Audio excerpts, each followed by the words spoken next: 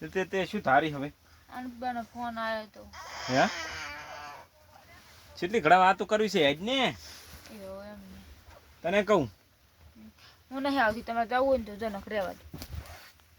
ચમ નહીં આવતી એટલે ના હું નહીં આવવાની તો દે તો તાર કરવાનો માં કરવાનો મારે નહીં કરવો